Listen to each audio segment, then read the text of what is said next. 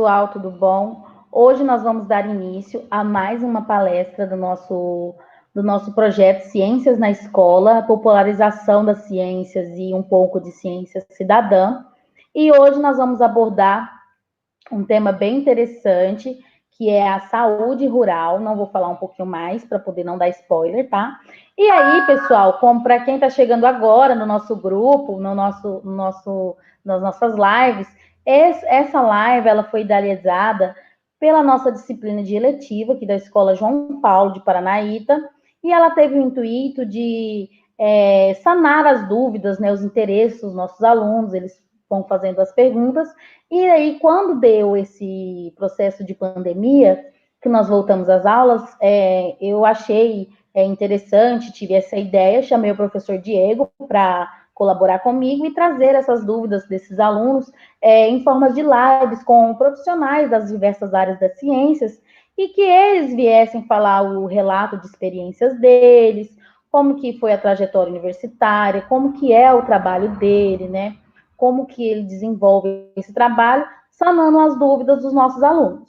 Então, com isso, nós temos várias lives, né? Nós vamos encerrar agora em dezembro, nós estamos indo para a nossa reta final já desse nosso projeto, e os alunos, eles fizeram o quê? Eles filtraram, né? Fizeram uma lista do que eles queriam ouvir, quais os temas que eles queriam ouvir, e eu e o Diego, nós fomos atrás dos palestrantes, né? E trouxemos para ele, né? Para esses alunos, o que eles queriam ouvir. Nós fizemos a lista e fomos atrás desses profissionais para que eles pudessem ter essa interação com os alunos. E aí, nós vamos dar início hoje, vou passar para o professor Diego, para ele dar alguns recadinhos, né, Diego? Ok, pessoal, boa tarde a todos, sejam bem-vindos então ao nosso canal. Hoje nós vamos ter então a participação da doutora Marla. Para quem não sabe, a Marla foi minha professora durante a graduação. A Marla, no caso, ela é doutora, né, em desenvolvimento sustentável pela Universidade de Brasília, a UNB. Ela é mestre em política científica e tecnológica pela Unicamp e é graduada em ciências biológicas pela Unemat. No caso, a Marla vai abordar hoje um tema muito interessante, creio que vocês vão gostar. E como nós sempre falamos, caso tenha alguma curiosidade, alguma dúvida, o chat vai ficar aberto para vocês questionarem, né? A gente vai ter um momento de interação. E agora eu passo a palavra para a Marla. E mais uma vez, muito obrigado, né, pela sua participação de hoje. Seja Boa bem-vinda. tarde. Obrigada. Boa tarde a todos. Obrigada, professora Mairan, obrigada, professor Diego, pelo convite. Estou muito feliz de estar aqui conversando com vocês. É bom sempre a gente dar essa saidinha da universidade e conversar com outros grupos, né? Eu vou fazer uma conversa de mais ou menos 1 hora. O tema é saúde rural, mas para abordar esse tema, eu não vou falar só de ciência. Vou falar um pouco de vida e vou falar um pouco do lugar onde nós moramos, né? No território que nós habitamos, para a gente poder ter uma ideia geral de como tudo isso está conectado. Bom, para começar, eu vou contar um pouco da minha história. Eu sou gaúcha, nasci no Rio Grande do Sul e vim para o Mato Grosso com 2 anos de idade. Sou filha de agricultores e eu vivi no meio rural até meus 21 anos de idade, quando eu me formei em biologia pela Unemat, na cidade de Nova Chavantina, Mato Grosso. Com 24 anos, eu ingressei na Unemat como professora, onde eu tinha me formado, no curso de biologia. E sempre mantive um pé no rural. Então, sempre que pude, eu investi em pesquisas que tivessem alguma relação com o rural e investi em projetos de extensão, de desenvolvimento, que pudessem trazer o rural para dentro da abordagem e não abrir mão de conhecer os lugares onde eu morei. Então, eu não morei só no Mato Grosso, morei fora e em alguns outros estados, e eu sempre quis conhecer como era o rural daquele lugar. E fui somando os conhecimentos de diferentes ciências para poder conhecer melhor esse rural onde nós habitamos, que é o lugar onde eu conheço melhor, que é o norte de Mato Grosso.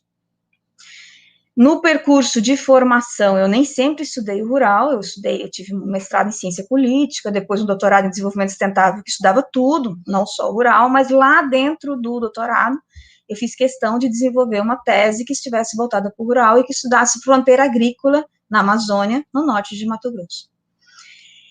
eu sempre, além do rural, eu sou bióloga, então eu tinha que trazer elementos da minha formação nessas pesquisas e no ensino também, nas atividades de extensão. Então, eu busquei na biologia o que eu poderia estudar e me fixei na relação entre saúde e meio ambiente. Então, o que eu estudo é a relação entre saúde e meio ambiente no rural, no norte de Mato Grosso, no contexto amazônico. Tá, o que é isso, né? Nossa, que loucura, uma pessoa estudar. Como que ela estuda? Do que ela vive, né?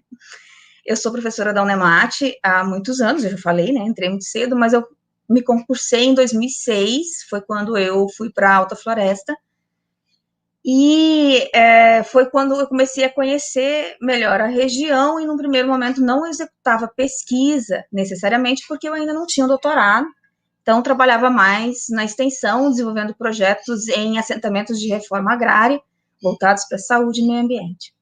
Depois do doutorado, que eu terminei em 2015, aí eu comecei a fazer pesquisas, e pronto, então nós começamos a expandir, e eu me aliei a um grupo de professores da Unemate, que fazem parte de um núcleo de pesquisa e extensão que aborda a agricultura familiar e a agroecologia.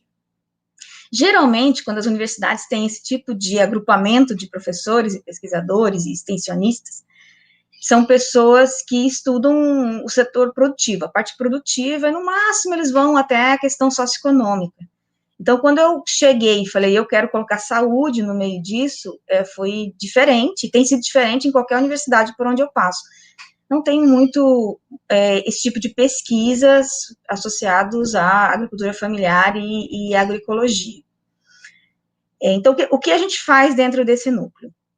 Nós desenvolvemos pesquisas na área de agronomia, de engenharia florestal, de veterinária, de biologia, de educação, cultura. Então, tem várias possibilidades. Os alunos, quando eles ingressam, podem vir de qualquer curso da Unemate, dos 4 cursos de graduação do campo de Alta Floresta, por exemplo, de qualquer um deles, e eles ingressam para participar de projetos que sejam de pesquisa ou de ações. Então, tem ações da Unemate que são desenvolvidas em parceria com outras instituições, às vezes organizações não governamentais, às vezes prefeitura, e também com outros municípios, porque o nosso trabalho, ele atende 16 municípios do norte de Mato Grosso, uma região que nós chamamos de território portal da Amazônia. Então, os alunos, quando eles ingressam no NAFA, que é o Núcleo de Agricultura Familiar e Agroecologia, eles têm a oportunidade de participar dessas pesquisas conosco, das atividades, das ações, das palestras, então, vão organizando suas atividades durante a graduação e participando dessas atividades. Quer dizer, não é só, quando entra na universidade, não vai só estudar na sala de aula, também existem várias outras oportunidades. E no meio desse processo, os alunos, por exemplo, desenvolvem suas próprias pesquisas e podem levar para congressos nacionais, internacionais e assim por diante. Tem alunos de Paranaíta, por exemplo, que vieram do assentamento São Pedro e que estão fazendo doutorado hoje. Passaram pela biologia, fizeram mestrado, estão no doutorado e estudando a região. Quando eles voltam, eles trazem esse conhecimento e é nosso papel socializar esse conhecimento com as pessoas da região, porque, afinal de contas, nós somos pagos pelo povo, né?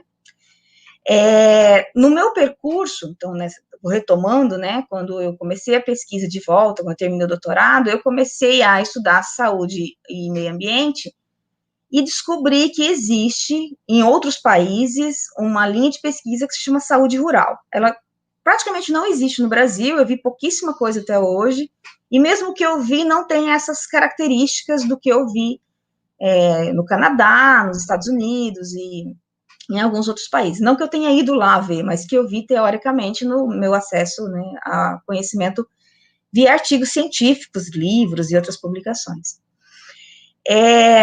Então, eu trouxe essa área, eu já tinha um pouco dessa formação do rural, porque fiz uma parte do meu doutorado na França, e trouxe um pouco desse conhecimento do rural de lá, e costurei essas várias áreas para poder entender um pouco melhor a saúde do rural.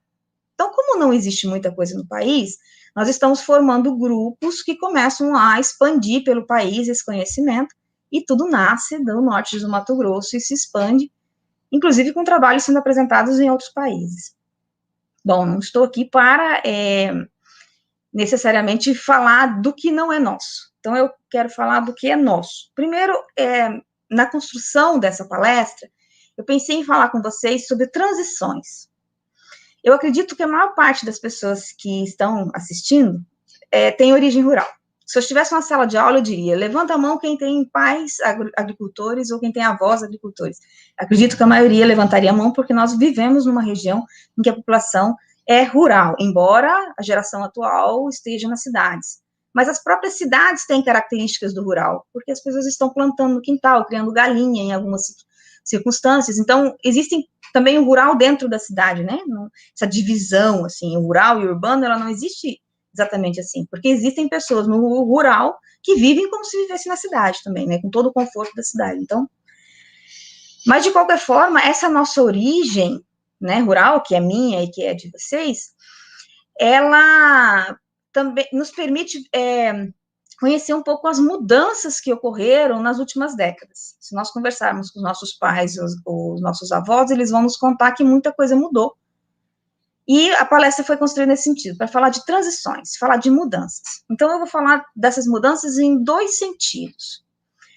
A mudança em termos de acesso ao conhecimento. Eu também aposto que se eu pedisse para vocês levantarem as mãos, a maioria levantaria a mão dizendo que os pais estudaram no máximo até a 4ª série, que é uma das características da população de origem rural brasileira até agora, né? Até no segundo, indo para a terceira década dos anos 2000, do século 21. Só que nós estudamos, os meus pais estudaram até a 4ª série também, só que eu estudei, meus irmãos estudaram e meus filhos estudam. Então, acredito que vocês também estão no ensino médio, talvez sejam a primeira pessoa da família que está no ensino médio. Isso muda uma série de comportamentos, porque nós passamos a entender coisas numa outra perspectiva. Não é que nossos pais, nossos avós não entendiam. Só que era uma outra lógica do conhecimento que não é o conhecimento científico como nós temos acesso a ele hoje. Então, essa transição é algo que eu quero abordar aqui, e eu vou pegar uma listinha de informações que eu fiz aqui para começar a falar com vocês sobre ela. Eu não vou apresentar para vocês, porque foi por opção, só conversar com vocês, sem a gente ficar preso nos slides, né? Eu acho que talvez fique menos cansativo.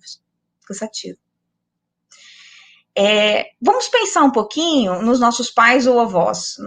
Nós somos gerações diferentes. Talvez o que serve aos meus pais sirva aos avós de vocês, ou bisavós, e assim por diante. Mas vamos pensar um pouquinho na realidade que eles viviam, em termos de acesso ao conhecimento. Como que eles aprendiam as coisas?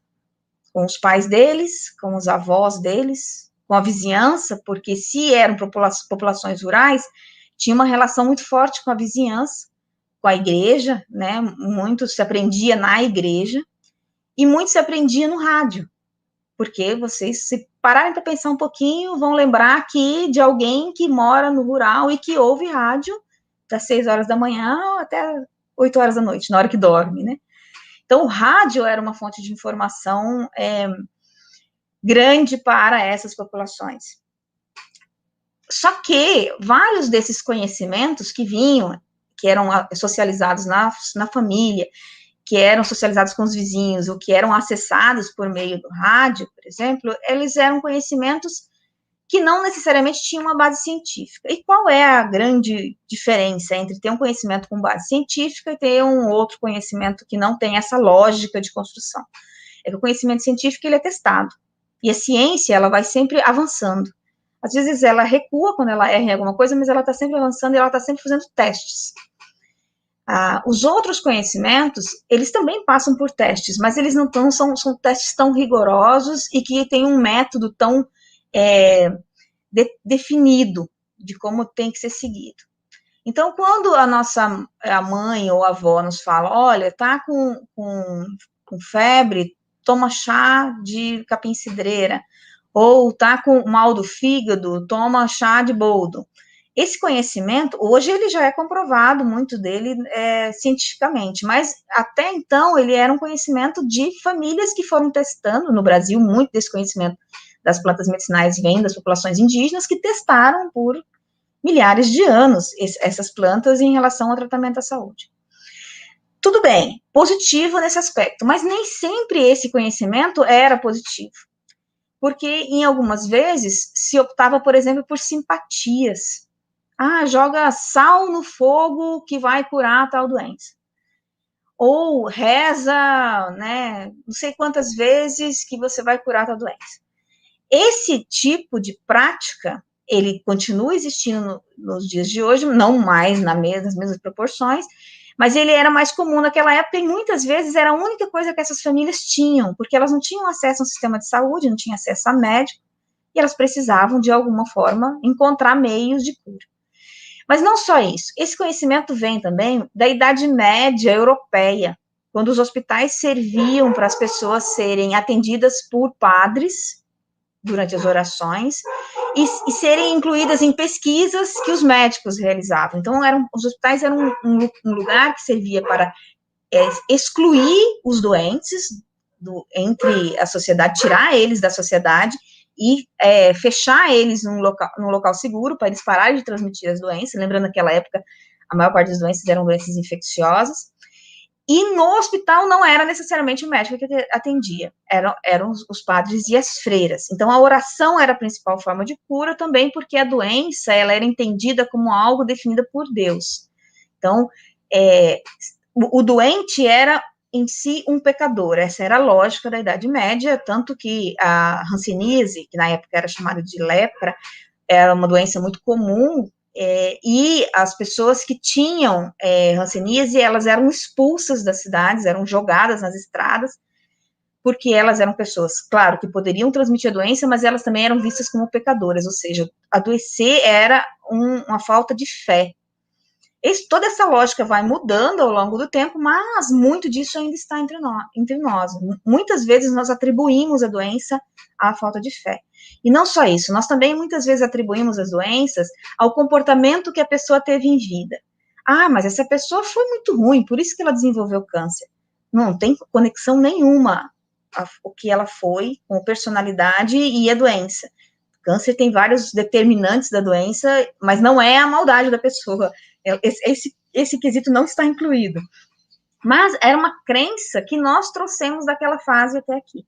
Mas por quê? Por que nós carregamos muito de crenças que hoje nós sabemos que elas não são, pelo menos no mundo científico, elas não são aceitas da mesma forma. Não quer dizer que a ciência tenha todas as verdades na mão, a ciência também erra em algumas coisas, mas ela é o que nós temos de mais seguro.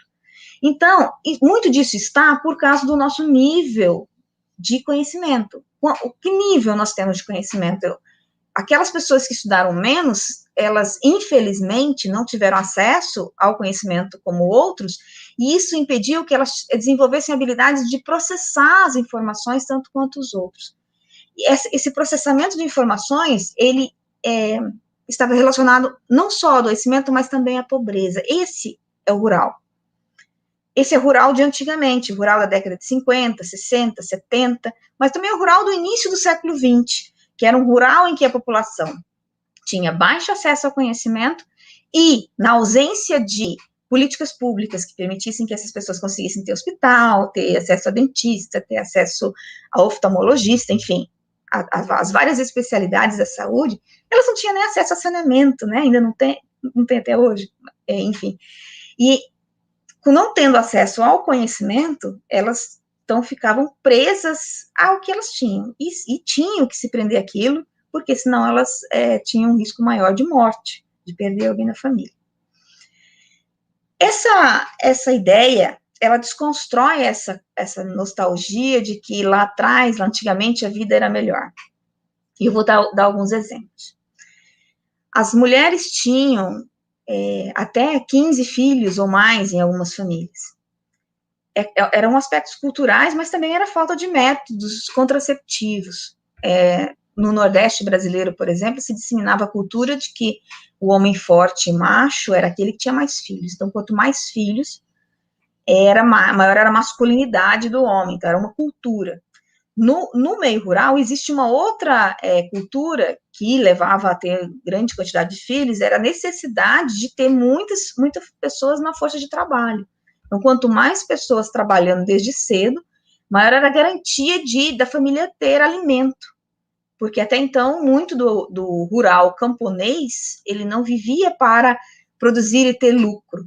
e comprar acesso à tecnologia, como nós somos hoje. Não, ele era um rural que produzia para comer, para sobrevivência, trocava com os vizinhos. Então, dinheiro não circulava tanto no rural, pelo menos no início do século XX até a década de 50, quanto circula hoje. As crianças morriam antes de 1 ano de idade em proporções enormes.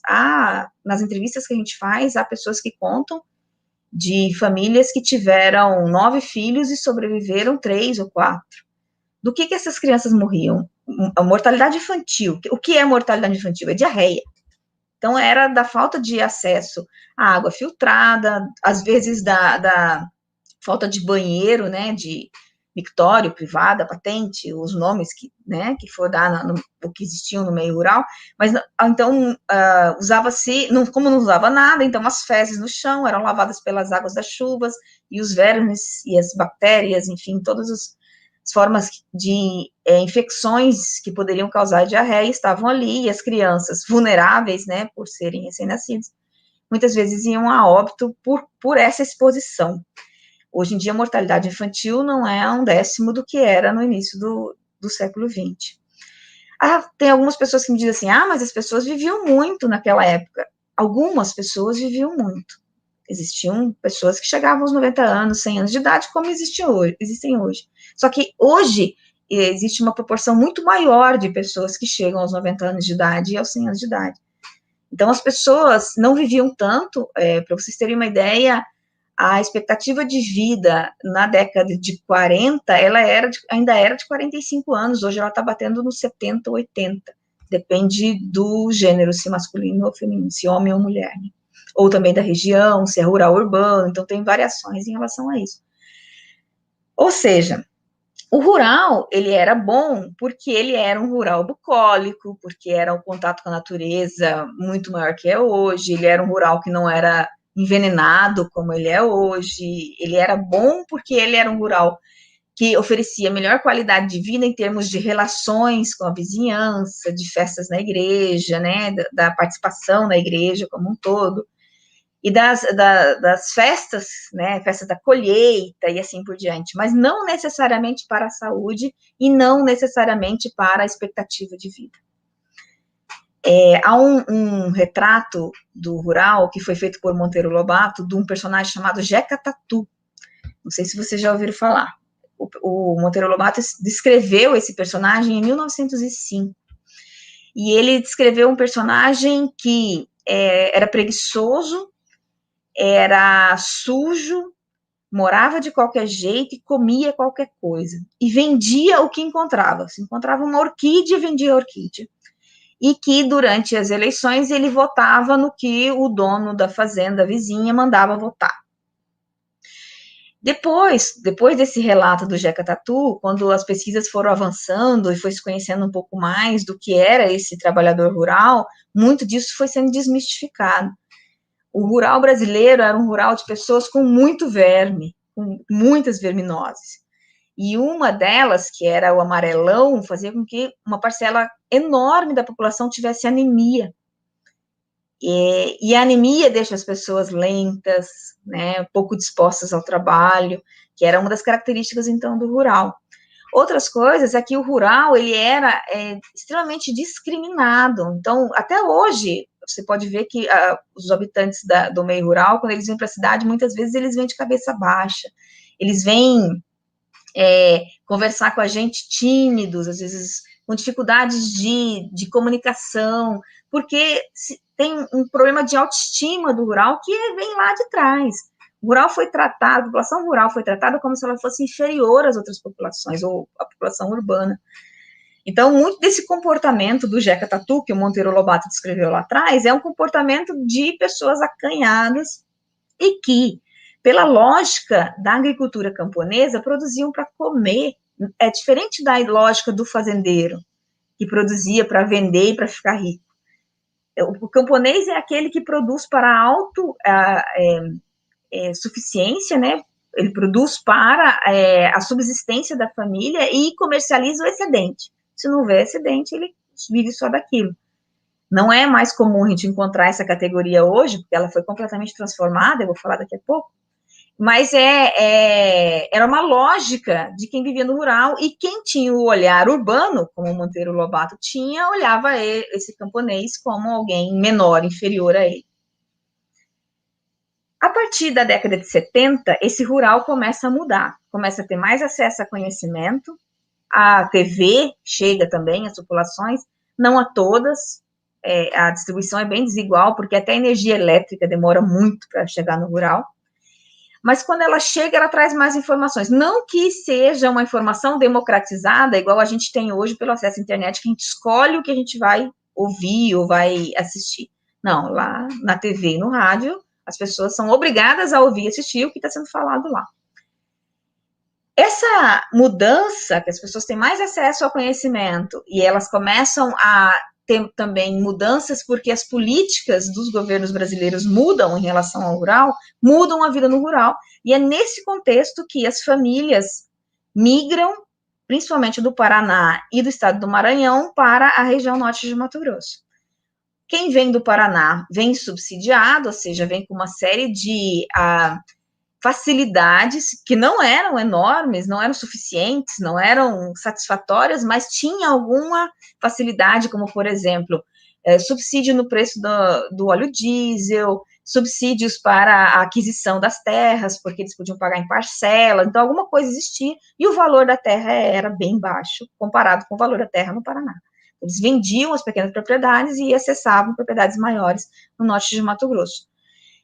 Na região, os que vieram do Rio Grande do Sul, a mesma coisa. Quem veio do Maranhão veio principalmente no movimento, na onda dos garimpos. Depois, muitos deles já eram agricultores lá, voltaram a ser agricultores na região norte de Mato Grosso, quando os garimpos entraram em declínio.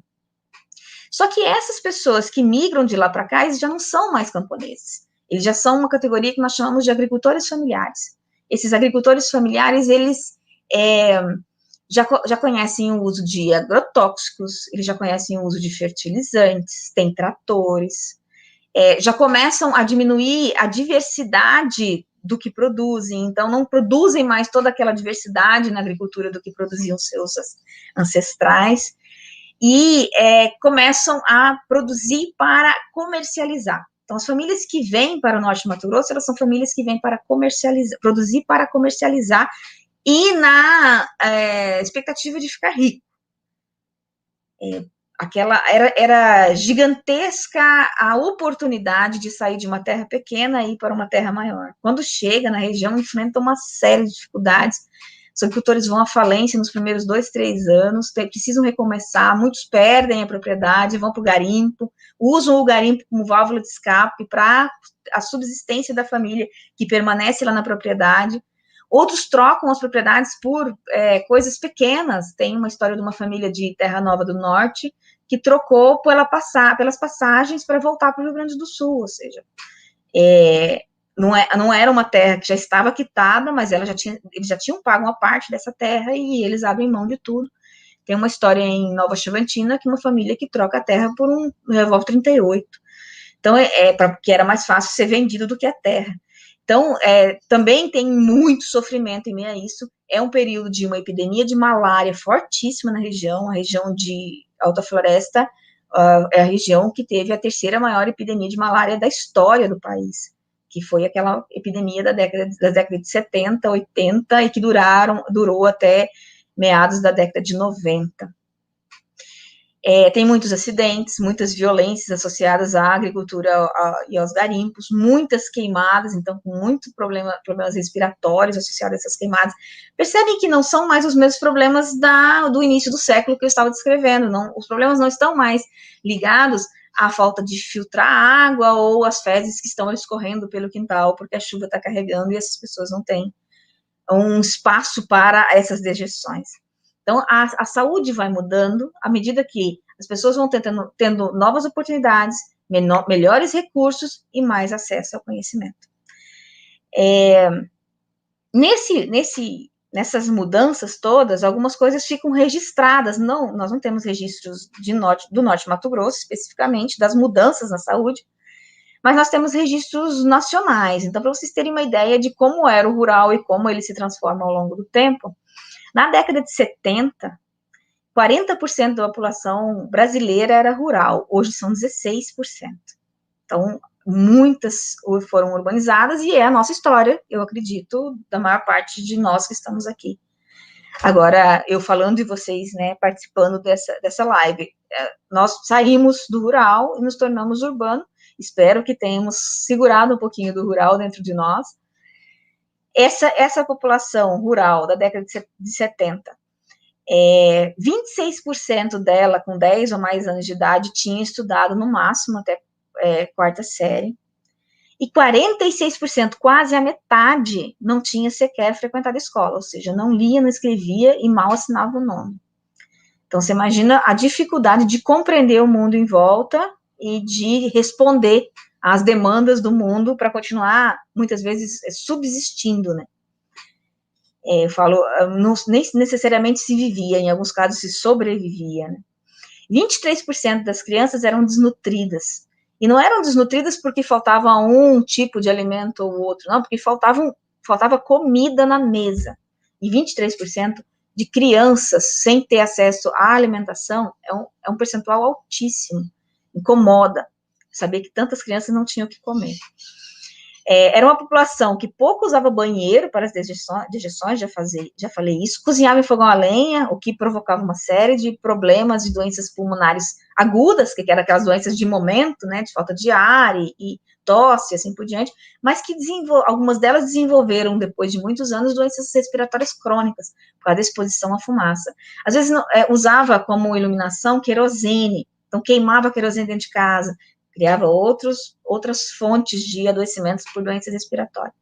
Bebia água de poço nascente, que naquela época pode até ser que tinha qualidade melhor, hoje a gente não pode dizer isso. Há uma falsa ideia de que usar água do poço é uma água melhor do que a água tratada fornecida na cidade. Não é. Eu já vi registros de famílias que lavam a calçada com água da mangueira e bebem água do poço. Eu sugiro que façam o contrário, porque tem muitas fossas e as águas dos poços estão extensamente contaminadas. Não filtravam a água, e até hoje muitas famílias não filtram. Na década de 80 não muda muita coisa, então 2/3 dos domicílios rurais não têm rede de esgoto, até hoje a maioria não tem, só que eles não têm, além de rede de esgoto, eles não têm fossa. Então, para onde vai? Para onde vão as dejeções, né?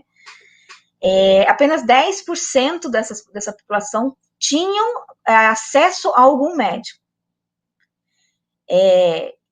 Então, existia uma dificuldade enorme, porque não existia o SUS.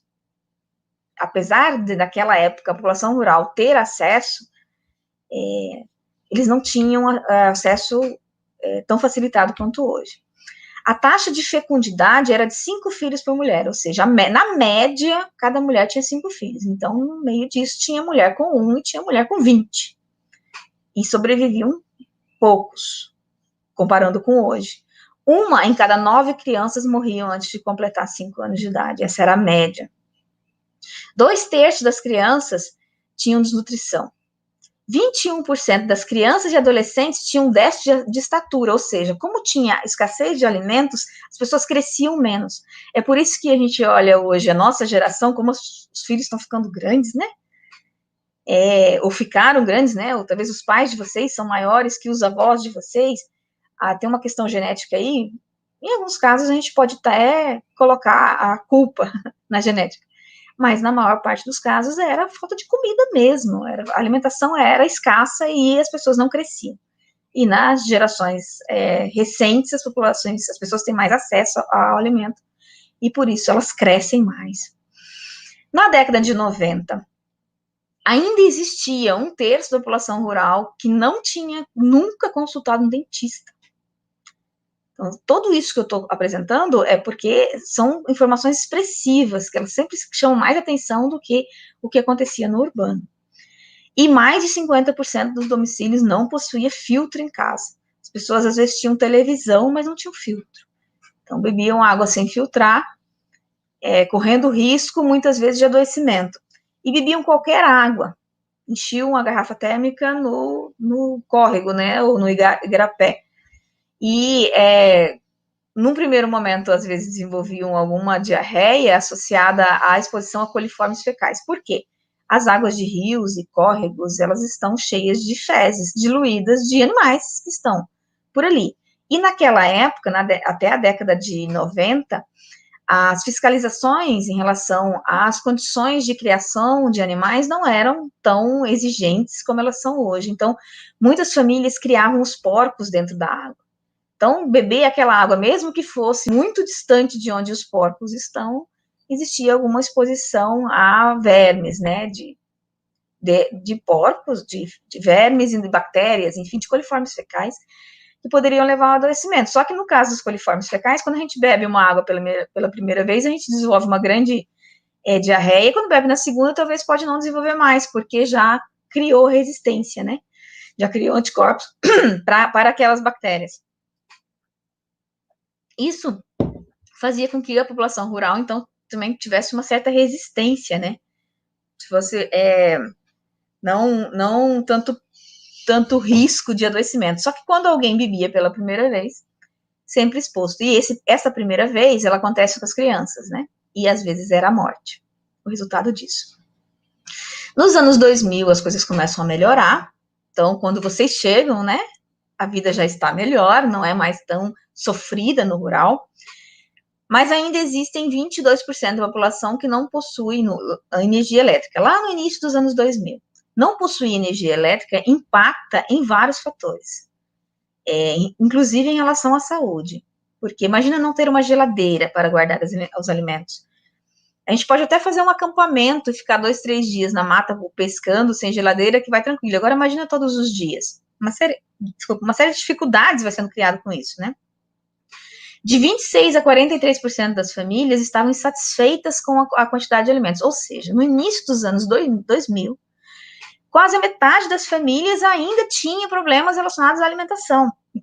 Pensa, é o rural onde existe terra, mas às vezes as pessoas não tinham acesso à semente, ou não tinham acesso a condições climáticas suficientes para produzir.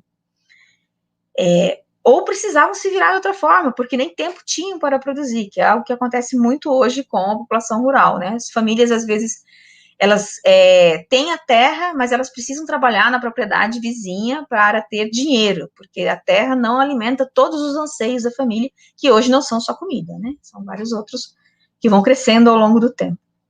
Então, no início dos anos 2000, 1/4 da população rural tinha anemia, 25%, cerca de 25% tinha anemia, é muito. 44% das mulheres apresentavam excesso de peso e sobrepeso. Aí já vem a modernidade, né?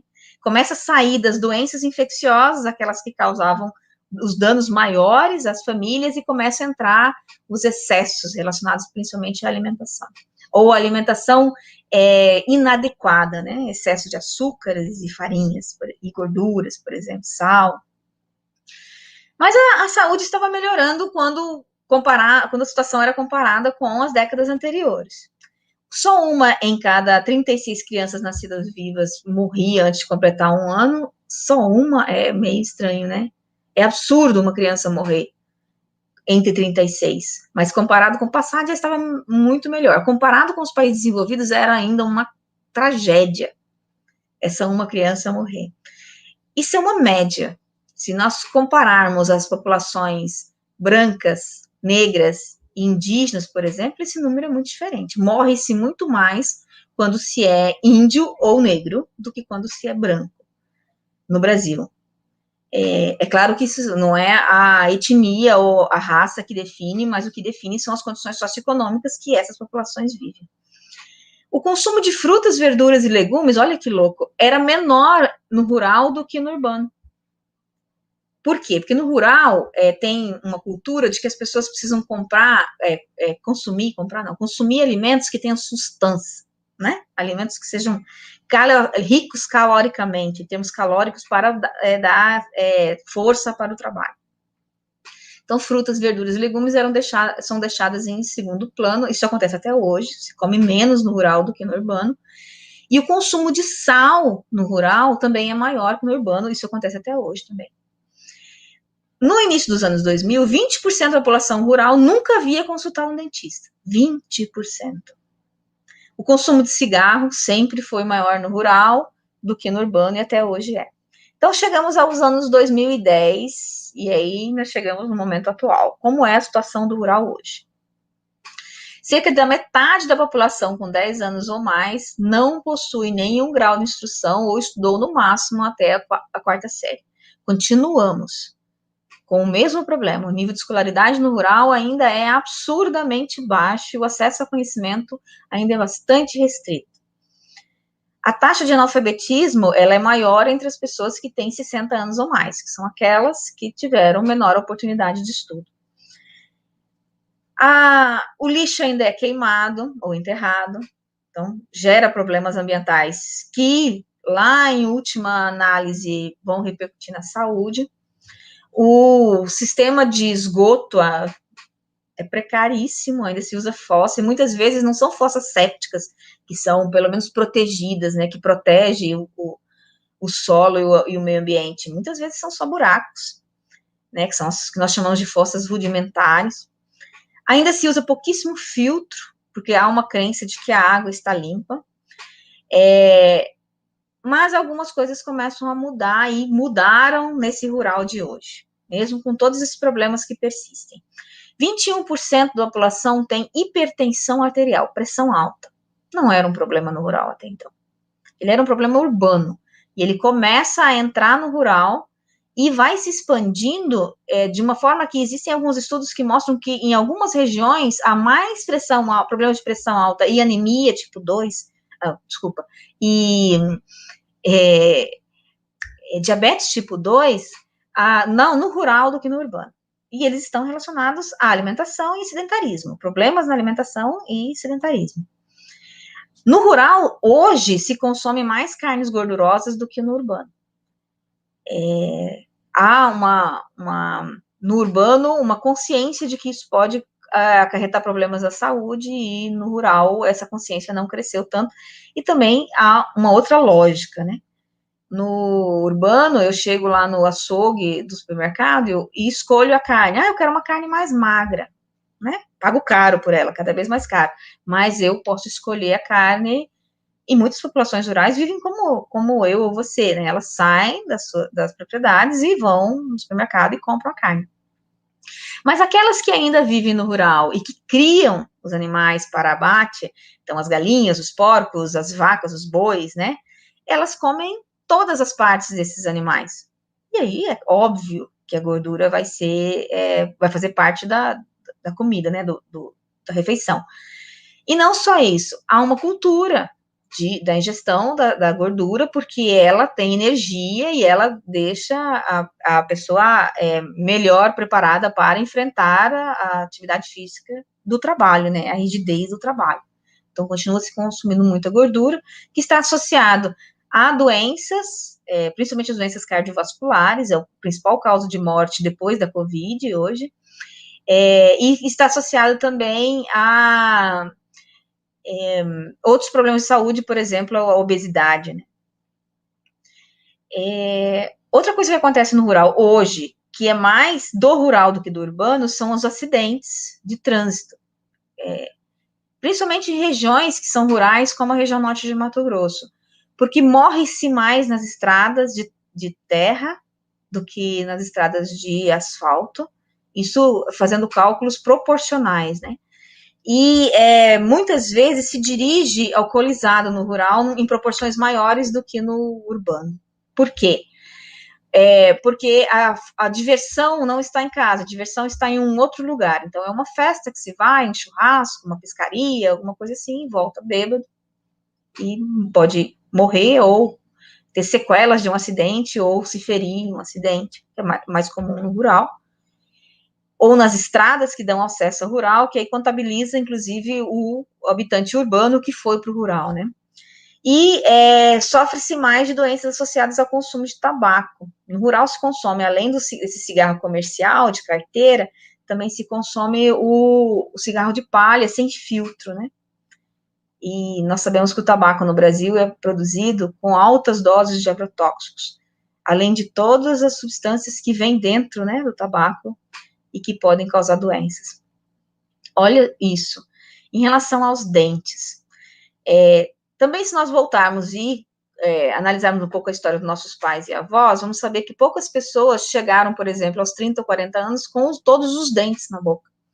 Porque existia uma cultura de extração geral. Não cuide dos dentes, em um determinado momento, vai ao dentista, extrai tudo e passa a usar a dentadura, prótese. Ainda hoje, 33% dos adultos que vivem no rural perderam mais de 13 dentes.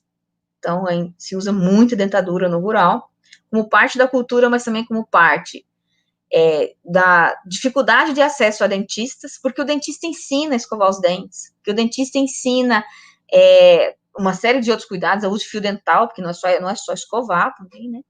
E o dentista trata o dente quando ele está no início, né? Uma cárie está no início, por exemplo. Se não tem esse acesso ao dentista, não tem uma educação em saúde e não tem um cuidado. Então, a tendência é perder os dentes. Outro problema do rural, que é muito comum, são os problemas crônicos de coluna, de lombar, e de pessoas que envelhecem com muitos problemas nas articulações, muitos problemas relacionados de artrite, artrose, do excesso de esforço físico, causados pelo excesso de esforço físico ao longo da vida. Bom, que rural é esse, então, né? É um rural que não é mais aquele do Jeca Tatu, não tem mais aquele estereótipo, né?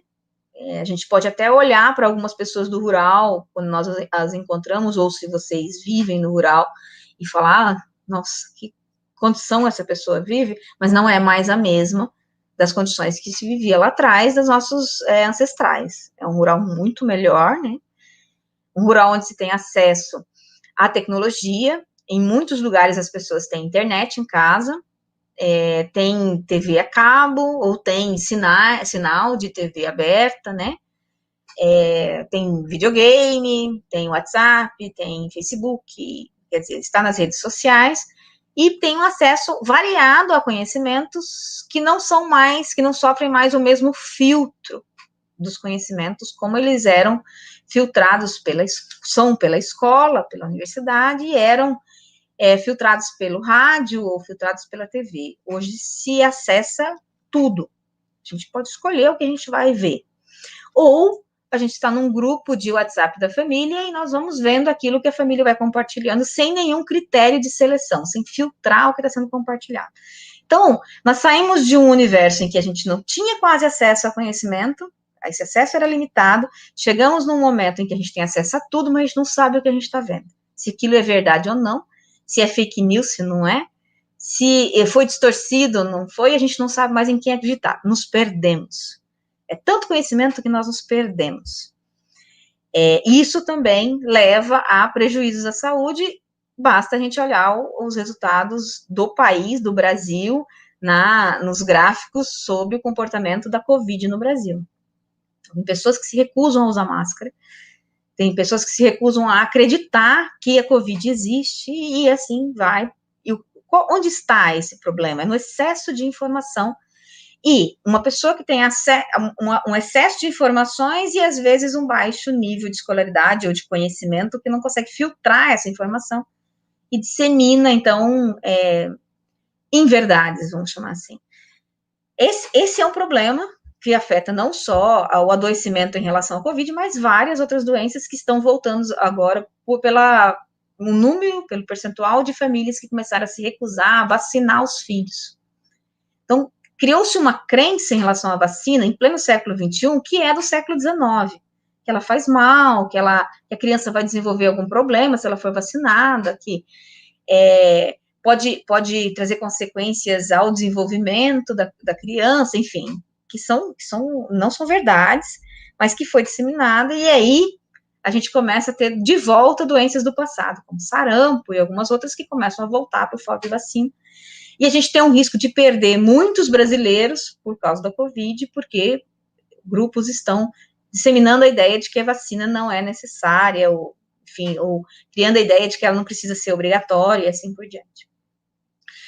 Que condição é essa do rural hoje? Um rural com condições de vida melhores. Condição de vida significa recursos financeiros. Então, tem mais dinheiro, tem mais segurança alimentar. O que significa segurança alimentar? Quer dizer que, lá no final do mês, vai ter o que comer. Até o final do mês tem o que comer. porque muitas famílias começavam com o mês tendo o que comer e não conseguiam finalizar esse mês com comida. Então, essa segurança alimentar é isso, é ter o que comer daqui a um mês. E qualidade de vida. Então, as casas hoje têm água encanada, na sua maioria, tem energia elétrica, as pessoas têm banheiros dentro de casa, com um vaso sanitário com descarga, né? Coisas que nós nos acostumamos no nosso dia a dia, como se fossem normais, mas que antes não existiam em tantas residências. Não quer dizer que não existam pessoas vivendo sem tudo isso. Existem, muitas, principalmente nas regiões mais pobres. E aí existem também no norte de Mato Grosso. Só que elas são invisíveis. E elas são invisibilizadas pelo sistema, pela lógica que nós temos de reconhecer as pessoas. Nós não tomamos conhecimento da existência dessas pessoas, porque elas não circulam nos nossos meios. Esse rural também é um rural que muda a alimentação nos dias atuais. Então, nós, ex-rurais urbanos, aprendemos a comer várias coisas do urbano porque são confortáveis, né? São fáceis de adquirir e são baratas. Então, desde a década de 70, o rural já come margarina, que hoje se sabe que é menos saudável do que manteiga. O rural comia mortadela, por exemplo, que é um ultraprocessado que hoje se sabe que está associado até a câncer, né, e várias outras doenças. O rural da década de 70 já começou a substituir a banha de porco pelo óleo de soja. Nós sabemos hoje que a banha é muito mais saudável que o óleo de soja, só que tudo em pequenas proporções, não dá mais para comer um arroz que brilha, né? E o sedentarismo, que é urbano, também se dissemina entre nós e a população rural, porque a gente começa a ter uma série de facilidades. Ainda bem que temos facilidades, porque elas diminuem, por exemplo, a carga horária de trabalho da mulher, porque ela começa a ter máquina de lavar roupa, imagina, lembra das mulheres dentro dos rios, lavando roupa o dia inteiro e estendendo na cerca de arame farpado? Situação que ela ainda existe, mas ela é bem menos frequente. Então, começam a surgir outras formas de vida que não exigem mais tanto esforço físico, controle remoto e assim por diante. E nós passamos a, então, nos encher de alimentos que são altamente energéticos, com muita energia, né? E paramos, não temos mais o mesmo nível de trabalho. O próprio trabalhador rural, ele tem um trator à disposição e uma série de tecnologias, que ainda bem que ele tem, para ele não precisar acordar às 3 horas da manhã para tirar o leite à mão da vaca. Mas isso, em termos de saúde, em alguns aspectos, vai gerando consequências negativas. Esse rural, então, ele se industrializou e ele se urbanizou, que é onde nós estamos hoje, o rural que nós conhecemos hoje, e, ao mesmo tempo, ele criou novos riscos à saúde. E um dos principais é o uso excessivo de agrotóxicos. Porque a agricultura não é mais naquele modelo de agricultura lá do camponês, do início do século XX, que plantava de tudo para a família comer e vendia se sobrasse alguma coisa. A agricultura hoje é uma agricultura preparada para ter dinheiro, para gerar renda.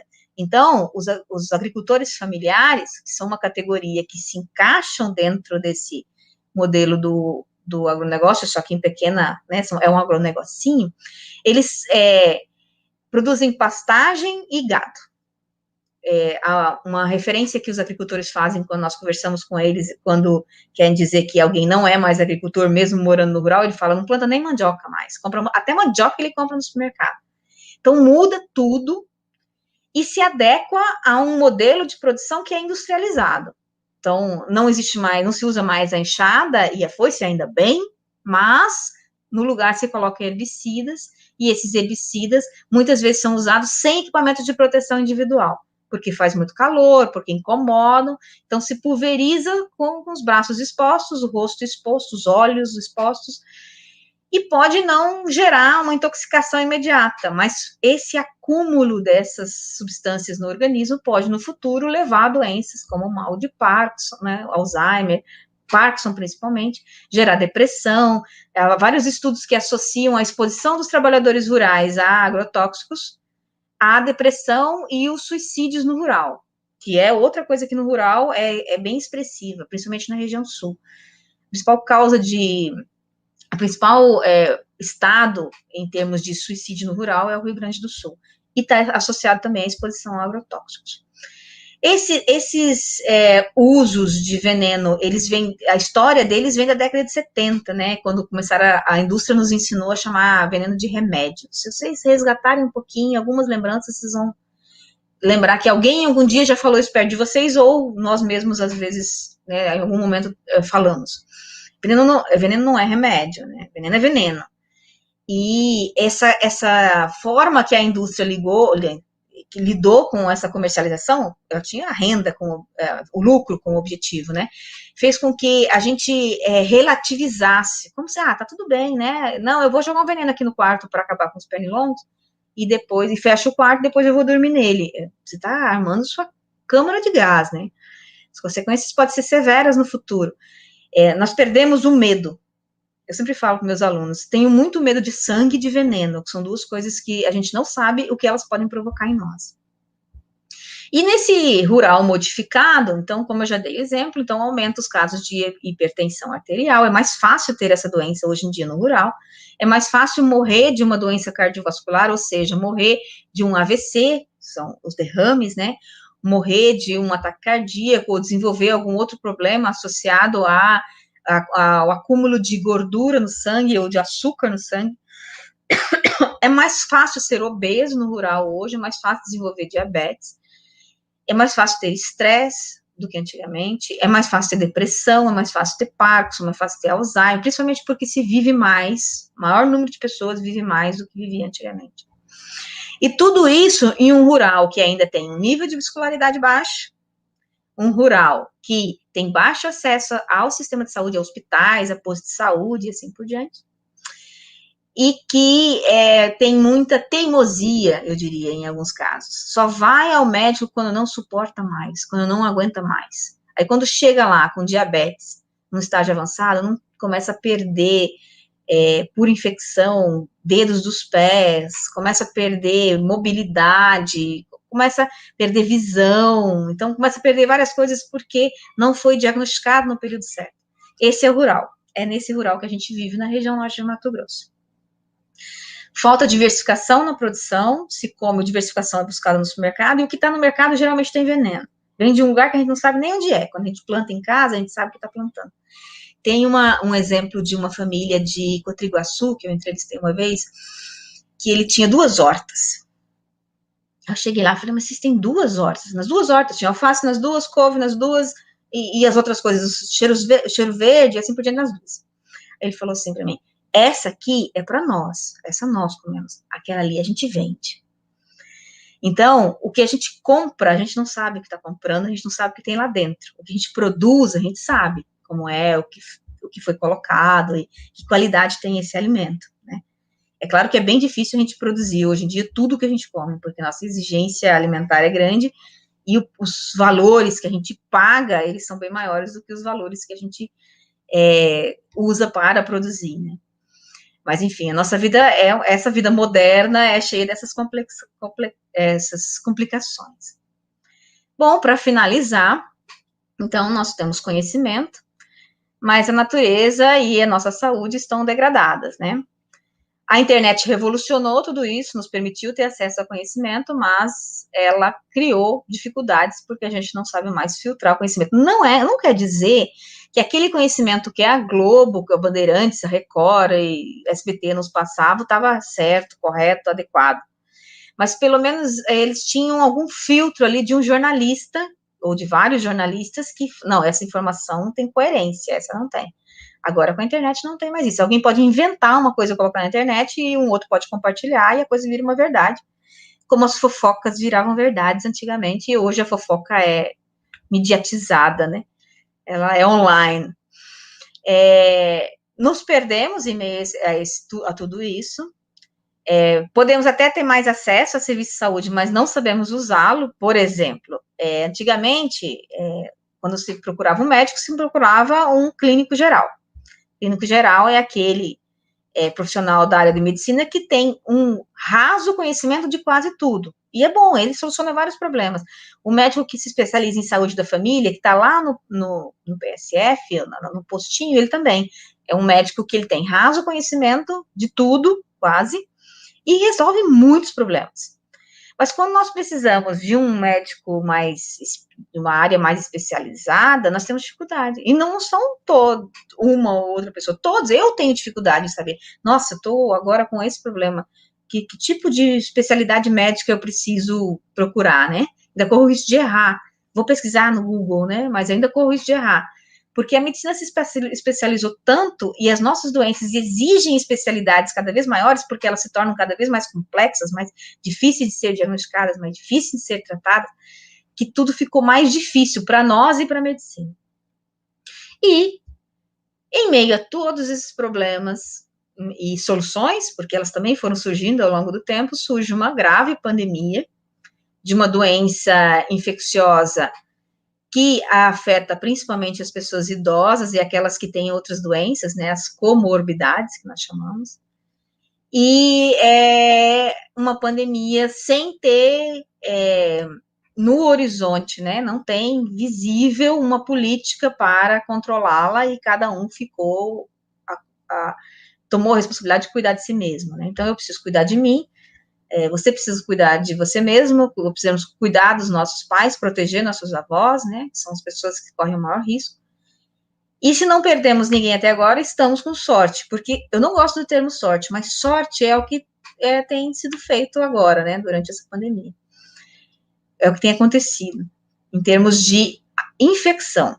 A gente não sabe em que momento vai ser exposto, se já foi exposto, se já adoeceu, porque muitos dos casos são assintomáticos, ou se nós vamos adoecer nos próximos dias, e quem vai ser essa pessoa que vai transmitir o vírus para nós, não sabemos. Então, estamos na sorte. Só que quando as pessoas adoecem, são as pessoas que têm menor nível de escolaridade, menores condições socioeconômicas, que vivem nas condições mais precárias e que são idosas, que têm entre elas a maior taxa de mortalidade, ou seja, são as que morrem em proporções maiores.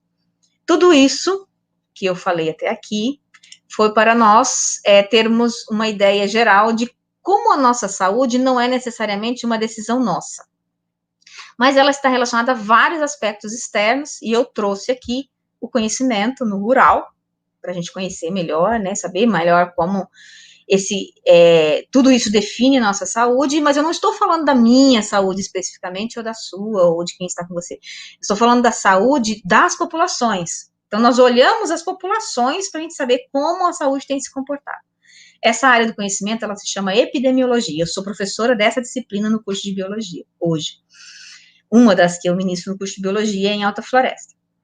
É uma oportunidade que o curso pode oferecer para quem tem interesse, por exemplo, a estudar a área de saúde, mas não consegue fazer um curso de medicina, ou de enfermagem, ou odontologia, ou qualquer outra área, porque não consegue entrar numa universidade pública, dadas as dificuldades, não tem culpa disso, né, não teve oportunidade, e os pais não têm condições de financiar um curso numa faculdade particular, então eis uma possibilidade, sendo biólogo, de estudar meio ambiente, saúde, rural e assim por diante. Esse era o recado que eu tinha e era esse conhecimento que eu tinha, que eu trouxe, né, para compartilhar com vocês. Eu espero que vocês tenham gostado. É isso.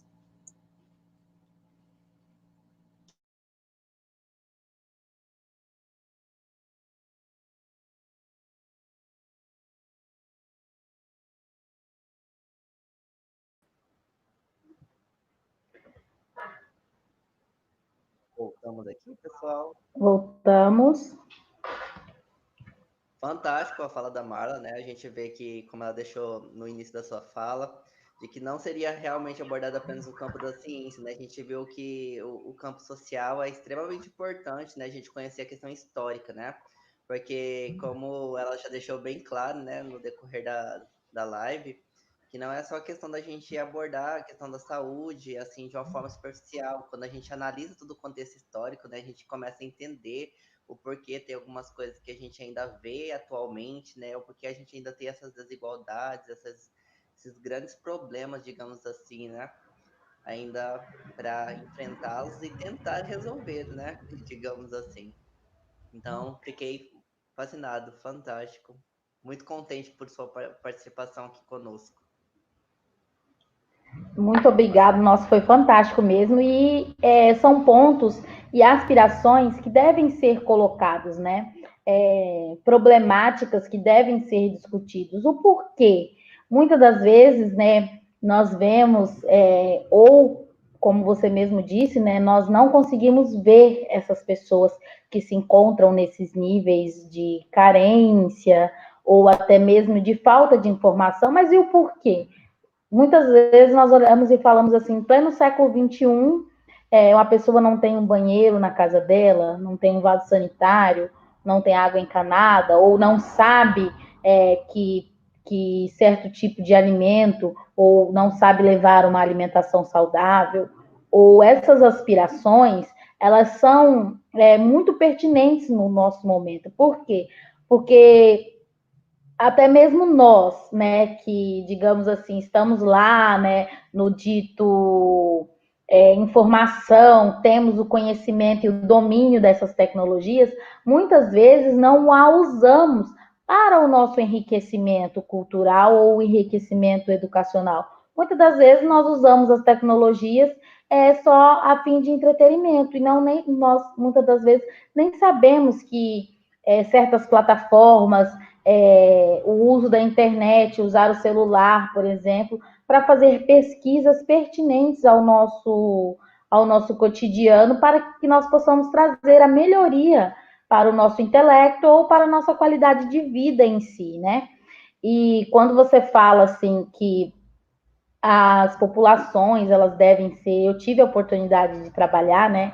Essas as populações devem ser vistas, trabalhadas. Eu tive a oportunidade de trabalhar com epidemiologia e com as famílias rurais, né? Fui voluntária também durante muito tempo na vigilância sanitária do município onde eu morava, onde nós trabalhávamos fazendo visitas e vacinações de animais, né? Antirrábica, fiscalizações, e eu mesmo, né, na época eu fui voluntária dos 11 aos 15 anos, e eu chegava e me deparava com situações que eu falava assim, como que isso acontece em plena hoje? E muitas das vezes também maravilhada com os ensinamentos, com as conversas, né, das pessoas rurais mais antigas, com o que eles usavam. Por exemplo, eu cheguei numa fazenda uma vez e conheci o chuveiro balde, que eu achei bem interessante, que eu nunca tinha visto o que era um chuveiro balde, como que usava, fui perguntar, olha, gente, antigamente, né, o senhor, antigamente era assim que a gente tomava banho, para esquentar a água, a gente colocava a lata do chuveiro balde lá no sol, e esperava esquentar no sol, e depois tomava o nosso banho, e isso é enriquecedor, né?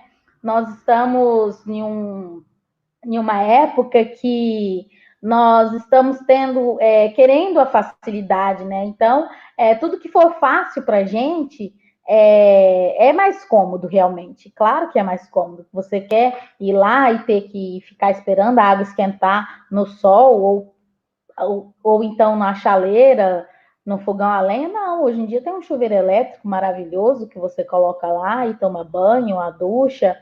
E isso nós não paramos para pensar o quão difícil foi antes sem disso. Hoje em dia ninguém consegue pensar, gente, o que é você sem um chuveiro, né? O que é você acordar de manhã aí para a escola, antes de você ir para a escola, vai ter que ir lá na beira do rio para tomar um banho, para se lavar, para você conseguir escovar o dente. É bem difícil. Hoje em dia a gente não consegue nem pensar nisso, né? Nossa senhora, acorda, já vai lá, já liga o chuveiro, a água já sai quente. Já põe muitos que eu já fui em vários sítios que já tem a chaleira elétrica, que você põe na tomada, esquenta a água, ou já coa o café lá, já sai o café pronto na cafeteira. E essas tecnologias hoje nos tornam mais preguiçosos, né? Eu, principalmente, né? Hoje em dia nem sei o que é coar café, né? E nos tornam mais sedentários também. Nós temos que fazer esse paralelo. Eu adorei a sua fala em fazer esse paralelo de essa pessoa, ela tem a tecnologia, mas não tem o conhecimento para usá-la a favor dela. E isso é muito pertinente. Até mesmo para nós, é um puxão de orelha para nós. Nós temos a tecnologia, nós temos a oportunidade, nós temos o alcance, e muitas das vezes nós não vamos atrás. Imagina um senhor de 60 anos, 70 anos, que foi criado daquele modo. Como que você vai mudar o pensamento dele em falar assim, não, vamos usar dessa forma, ou que a mídia, né, fala, não, isso aqui é certo, isso aqui eu vi na televisão, isso dá certo, né? Muitas das vezes eu já vi também pessoas teimando, não, lá eu vi na propaganda lá, na televisão, não sei o quê. Esses tempos eu estava até vendo com a minha irmã as propagandas antigas, completamente descabidas. E uma das propagandas falava que o leite condensado, a propaganda do leite condensado, né? Não vamos falar a marca aqui, mas o leite condensado tinha as mesmas proteínas e propriedades que a mamadeira e poderia ser dado de mamar, pode ser colocado como leite. Aí eu falei, gente, imagina uma criança de 4 meses mamando uma mamadeira de leite condensado. Porque estava lá na propaganda que tinha a mesma proteína, que era mais gostoso que o leite. Aí imagina, não, eu vou só mamar leite condensado. Pensa numa coisa descabida. Hoje em dia você, não, gente, com certeza isso vai fazer mal, né? Mas se tá falando lá que tem as mesmas proteínas e não faz mal para a criança, vamos mamar leite condensado, é muito melhor, né? E é a propaganda de 50 anos atrás, se eu não me engano, 40 anos atrás, mais ou menos. Você imagina a geração com mamou leite condensado? Hoje em dia está desenvolvendo, uma pessoa de 40 anos hoje está desenvolvendo um diabetes aí e não sabe por quê.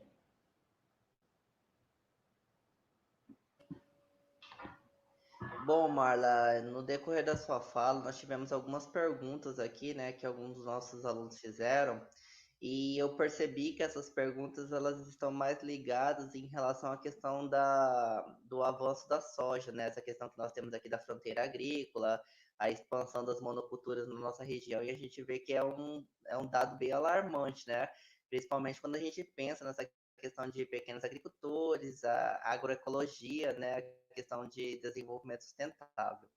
Aí uma das nossas alunas, a Jennifer, né, ela perguntou assim, como podemos, antes disso, ingressar nesta área de pesquisa, né? Como, no caso, pode começar a desenvolver estudos, né, nesta área?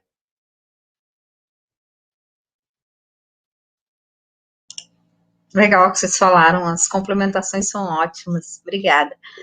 Eu queria voltar um pouquinho ao que a professora Mairane colocou em relação ao conhecimento, porque o conhecimento, ele nos ajuda a fazer escolhas, né?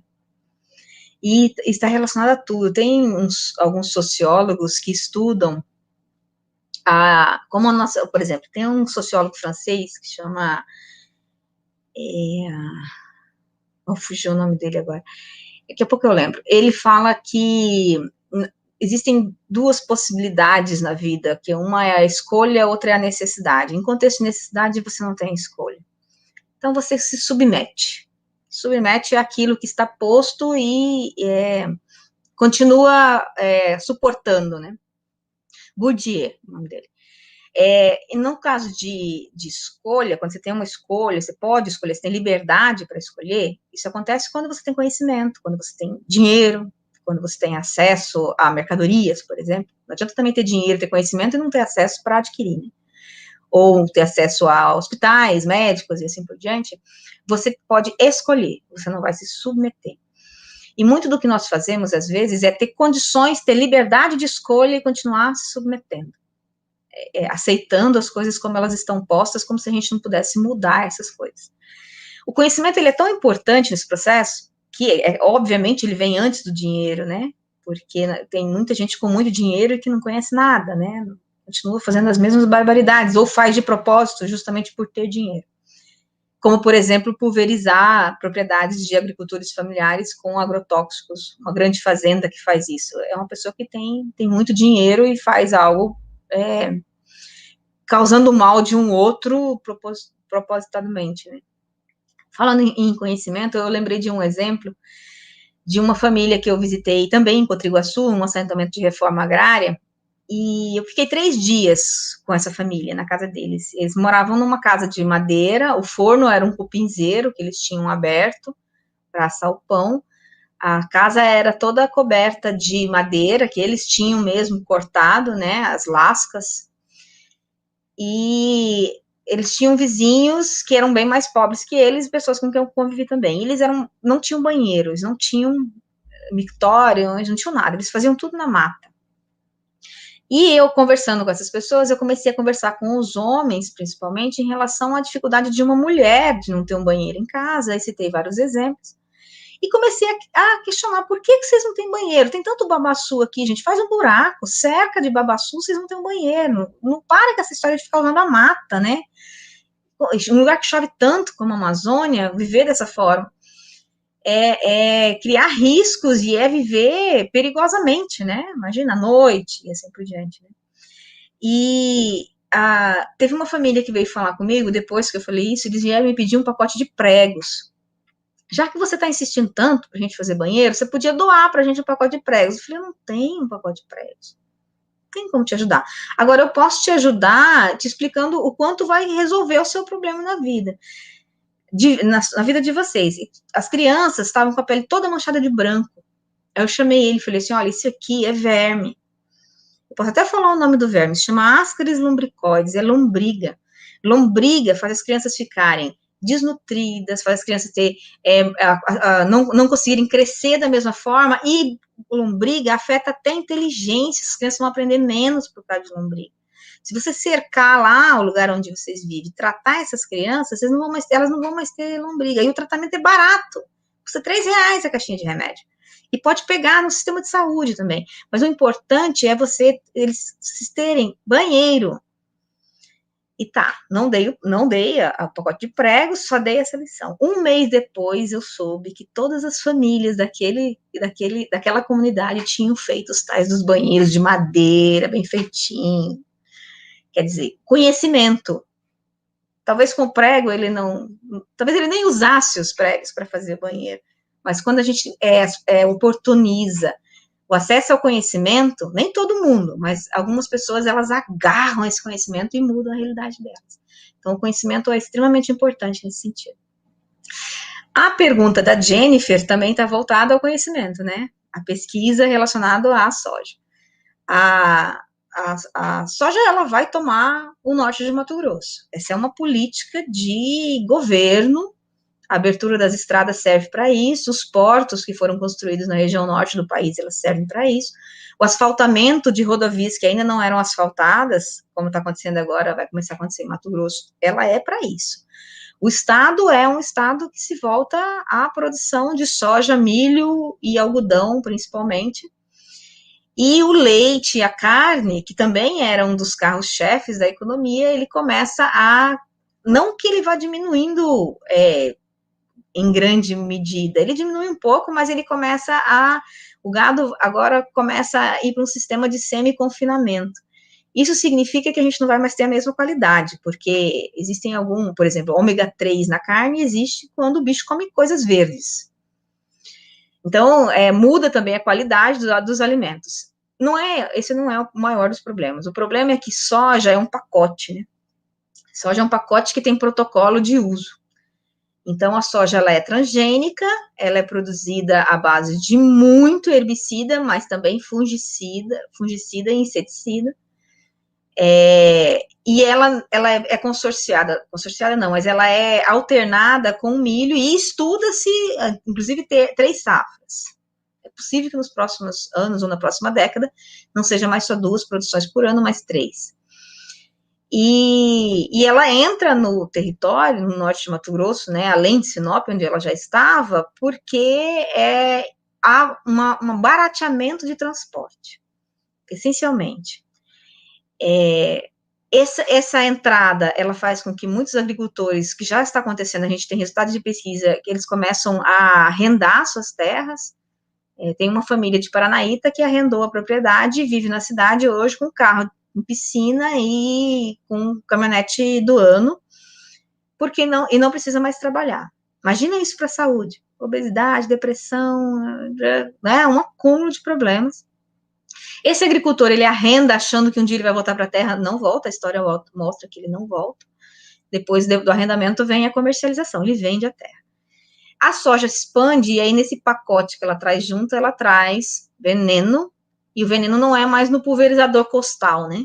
como é na pastagem. Muitas propriedades de alta floresta, elas usam também o tordon, principalmente, que é o 2,4-D, mas ela usa no lombo, né, digamos assim, do trabalhador. A soja não. Soja ou é um gafanhoto, que é aquele trator que pulveriza, ou é um avião. E não poupa veneno. Não poupa veneno. Então, as águas vão começar a estar contaminadas, os alimentos como consequência, porque as águas são usadas na irrigação, né, das hortas e assim por diante. E aí tem estudos de outros municípios de Mato Grosso, que já estão produzindo soja há mais tempo, que produzem muito, que mostram o que pode acontecer. Lucas do Rio Verde, por exemplo. Veneno no leite materno, veneno na chuva, porque ele fica as gotículas de agrotóxico ficam em suspensão, a chuva traz, e quando a chuva traz, contamina os poços, contamina a água de beber, sobretudo as populações rurais. Várias pesquisas que mostram animais, anfíbios e répteis e peixes nascendo defeituosos por causa da exposição. E uma exposição a agrotóxicos que há 10 anos atrás chegava a 136 litros por habitante. Ou seja, as pessoas estão vivendo em meio ao veneno, comendo veneno e respirando veneno, porque ele está no ar, não está só na água e na comida. As consequências disso, agora, quase não se fala. Intoxicou um aqui, intoxicou um lá, mas se curou. Poucos são os casos de pessoas que ficam com sequelas, então elas não chamam atenção, elas são dramáticas, mas elas não chamam atenção da mídia, por exemplo, elas nem saem, as pessoas nem ficam sabendo, fica invisível.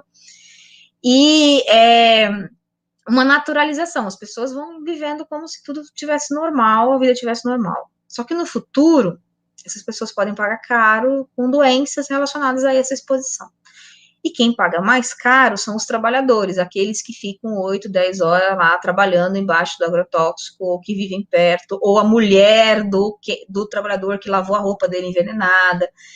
Essas são as pessoas que pagam mais caro, os pobres, são os que vão pagar o preço mais caro por isso. É isso.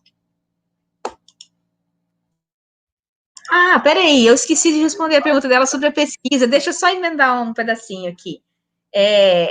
Como se estuda isso, né? Existem as formas de você estudar fazendo entrevistas, se você inclui os trabalhadores, os agricultores, os produtores, e vai fazendo perguntas sobre as coisas que eles vivenciaram. Isso é possível fazer no curso de biologia, mas é possível fazer no curso de medicina, de enfermagem, de várias outras áreas.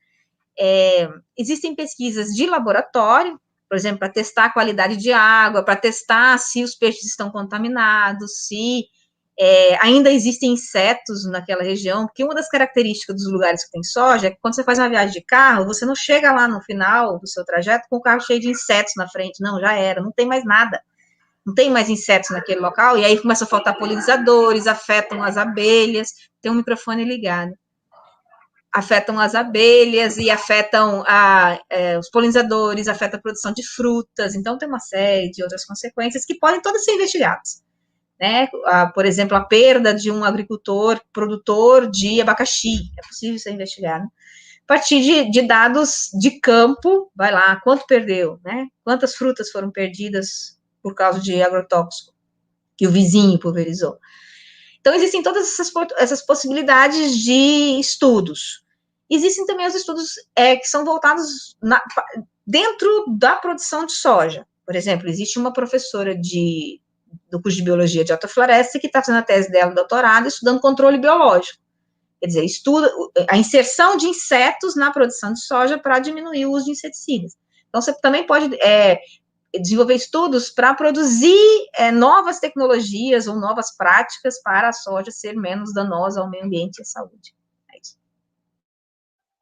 Fantástico a fala da Marla, né, pessoal? Aí a gente consegue, com essa leitura que ela trouxe para nós, ver, né, que a soja não é só aquela questão de veneno, né? Quando a gente vai observar todo o sistema, né, que a soja está dentro, é muito mais complexo, envolve muito mais coisas, digamos assim, né?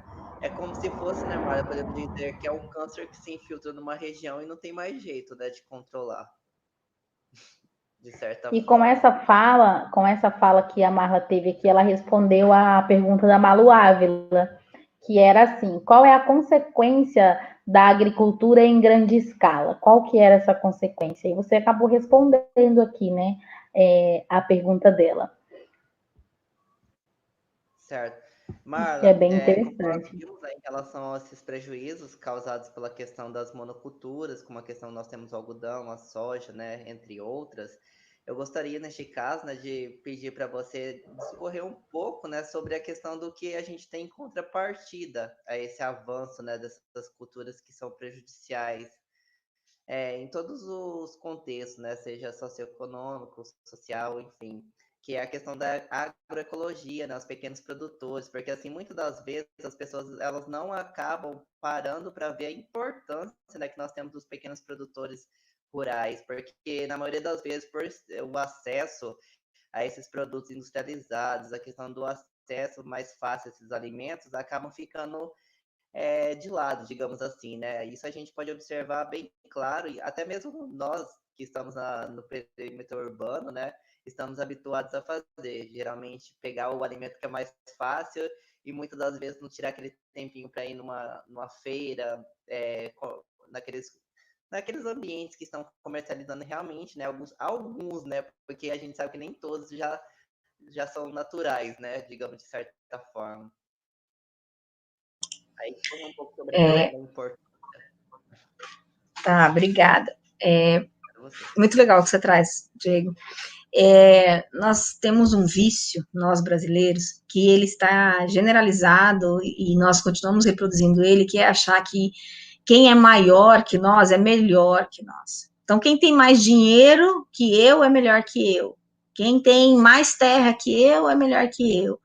Quem tem mais conhecimento que eu é melhor que eu. Não necessariamente, porque pode ter um conhecimento inclusive de bancos universitários, e tem outras pessoas, existem alguns agricultores que são sábios no nível de a gente querer se despir de todo o conhecimento da universidade e ouvir ele, tamanha é a sabedoria. Quando nós reproduzimos isso, de que quem é maior é melhor, nós damos mais valor ao fazendeiro que envenena do que ao pequeno produtor que pode produzir sem veneno. E no Brasil, a nossa alimentação, ela não vem da grande propriedade. A grande propriedade produz soja, que é exportada para a China, principalmente, produz carne, que vai para o mundo inteiro, principalmente para o Egito. Os frigoríficos de alta floresta eles exportam para o Oriente Médio, né? Então, essas grandes propriedades, elas não produzem necessariamente o que a gente come. E a soja, por exemplo, serve para ração, né? Pouco vai para a nossa alimentação. Se você olhar na mesa do café da manhã ou na nossa mesa de almoço, o que está lá é produzido pela agricultura familiar, praticamente tudo, com exceção, eu diria, do feijão ou da carne, mas o restante é praticamente tudo, o trigo, né? Mas o restante é produzido pela agricultura familiar. E a gente não olha o agricultor como esse agricultor familiar, esse pequeno, como alguém que pode ajudar a desenvolver a região, porque na nossa cabeça só é bom quem é grande, né? E esse é uma falha gravíssima, porque até quando a gente elege os políticos, a gente elege aquele que defende o grande, né? Que defende o fazendeiro, que defende o pecuarista e assim por diante, sem a gente conseguir olhar para nós mesmos. Nós somos os pequenos e nós que pagamos o preço mais caro, porque nós não temos os recursos que eles têm. E é uma falácia acreditar que a região precisa desses grandes. Se fossem todos pequenos, se cada fazenda dessa, no lugar de uma família morassem 100 famílias que estivessem produzindo, os alimentos seriam muito mais baratos para nós que estamos na cidade. E, além do mais, se há maior concorrência, a gente pode exigir mais qualidade. Então, teria muita gente produzindo, a gente poderia estar dizendo, eu não quero o seu eu não sei como foi produzido. Eu quero o seu porque eu fui lá na sua propriedade e eu vi que você não usa veneno. Então, quando nós defendemos o grande, nós abrimos mão de ter um monte de pequenos produzindo um monte de alimentos que poderiam baratear e melhorar a qualidade do nosso alimento. O que nós temos que pensar no pequeno, que é como a gente, sabe? Então, o pequeno produtor, o agricultor familiar que a gente chama, porque pequeno, o cara já tem uma autoestima lá embaixo, você vai chamar ele de pequeno, você ainda diminui mais ainda, né? Então, o agricultor familiar, ele é essencial. Se nós tivéssemos não é nem responsabilidade nossa, mas tivesse uma política, quer dizer, uma estratégia de desenvolvimento que fizesse com que o tomate não viesse de fora, a batatinha não viesse de fora, porque tudo pode ser produzido na região. Tem para quê? Como? Precisa ter estudos e tecnologia para isso. Se tivesse, então, estratégias para que nós conseguíssemos comprar mais produtos direto do produtor, sem precisar passar lá na gôndola do supermercado, sem precisar que esse atravessador, que é cruel para o produtor, fizesse essa ponte entre nós e o agricultor, nós teríamos uma série de facilidades e eles também aumentariam o número de produtores e nós teríamos também uma diversificação maior e mais dinheiro circulando na cidade. Tem um episódio de uma história que a gente conta de Marcelândia, que uma vez o carro forte estava descarregando dinheiro no banco e um amigo nosso perguntou se alguma vez ele pegou dinheiro no banco. Ele falou, não, nós nunca pegamos dinheiro no banco, a gente só traz dinheiro, a gente nunca leva. Ou seja, por que ele só traz, ele nunca leva dinheiro? Porque a gente manda o dinheiro para fora. Né? A gente manda quando a gente compra as coisas de outros lugares, porque a gente não está comprando as coisas da região. Então, o dinheiro não está circulando no lugar onde a gente vive, e isso nos empobrece. Porque se o dinheiro circulasse no lugar onde nós vivemos, nós teríamos mais pessoas com dinheiro aqui, não em outro lugar. Entende? E como que a gente muda isso? Tá, você falou da agroecologia, eu vou trazer ela como exemplo. O que é a agroecologia? A agroecologia é um meio, um modo de produção que reproduz a forma que a natureza funciona. Então, na natureza, os pés de mandioca não nascem em fileira, né? E na natureza, os pés de mandioca, eles não precisam estar longe um do outro, não precisam ter as mesmas características da produção que a gente conhece, porque na natureza tudo cresce junto, no mesmo lugar, e há uma competição, mas ela define muito também das características daqueles que sobressaem. A agroecologia, ela tem, então, modelos de produção que mistura frutas com verduras, se planta, por exemplo, mandioca com abacaxi, com maxixe, então é possível misturar, e nessa mistura se descobre que é possível controlar, por exemplo, as formigas plantando gergelim, que elas vão todas no gergelim e não vão na outra produção. Se descobre que é possível, por exemplo, atrair as mariposas que geram as lagartas que vão nos pés de couve com uma lâmpada e elas morrerem caindo num recipiente com água. Então, existe uma série de formas de produzir que é de vigilância, mas que com o tempo vai barateando, é mais barato produzir nesse sistema do que produzir no modelo tradicional, porque veneno e adubo são coisas muito caras, e se produz vivendo num ambiente mais próximo do natural. Quem pratica, os agricultores que praticam agroecologia, geralmente se mostram muito mais felizes, gostam muito mais do que fazem, são muito mais contentes com os resultados, e eles conseguem comercializar num valor superior, porque muitas vezes encontram, né, um público que paga por esse valor mais alto, porque, pronto, tá livre de agrotóxicos. Não necessariamente orgânico, porque para conseguir um selo de orgânico é algo que não é fácil. Mas o fato de ser livre de agrotóxicos já atrai muitos consumidores e facilita a comercialização, agrada quem planta e agrada quem come. É uma possibilidade. Então, para finalizar essa resposta, nós temos que aprender a defender quem está no nosso nível, né? As pessoas que estão no nosso grupo, na nossa classe social, e não ficar defendendo os ricos, porque eles fazem as coisas para eles, não necessariamente para nós. Exatamente. E assim, pessoal, só para aproveitar esse gancho também para a gente nos direcionar para o fim desse encontro de hoje, tem essa questão, né, de que a Marla, ela representou bem para nós aqui nesse encontro sobre a questão de realmente a gente buscar o conhecimento, nós nos aperfeiçoarmos em relação ao conhecimento, a qual a gente adquire, vamos supor, no curso superior, e a gente vir depois, né, dando como resultado, como produto disso, a quebra desses ciclos viciosos, né? Porque a gente sabe que essa desinformação em relação à questão da saúde, em relação a essas informações que a gente tem sobre a questão das grandes propriedades, pequenas propriedades, elas podem ser quebradas, né? E como eu acredito que a Mara já deixou bem claro, a única coisa que a gente pode utilizar para quebrar essa questão da desinformação é o conhecimento, né? É levar o que a gente realmente construiu, o que nós realmente aprendemos, né? E isso é bem interessante. Eu gostei muito dessa leitura que a Marla faz, que ela realmente vai lá, ela começa desde o início, né? Ela vai nessa questão histórica até a gente conseguir, então, compreender a questão da atualidade, né? O porquê aquilo aconteceu. Fascinante. Grato. Passo agora a fala para a Mairã, né? Para a gente ir para a nossa finalização. Sim, né? É bem interessante, né? Vamos sim, vamos estudar, vamos fazer a faculdade, nos aperfeiçoarmos e voltarmos, né? Voltarmos para as nossas origens e solucionarmos aqueles problemas que nós fugimos muitas das vezes, né? Muitas das vezes nós usamos, eu quero estudar porque eu quero ir embora, porque eu não quero viver no sítio, eu não quero viver dessa maneira, e não porque, e o porquê não, no caso, né? Estudarmos para procurar soluções para esses problemas, para melhorar essa vida, né? E isso é muito interessante. Não mais, pessoal, não vamos estender aqui mais, né? Que for ficar falando, tem papo aqui para muito tempo. Eu gosto muito desse tema, né? Eu já trabalhei como voluntária desde os meus 11 anos de idade, nesta área de epidemiologia, de ação social.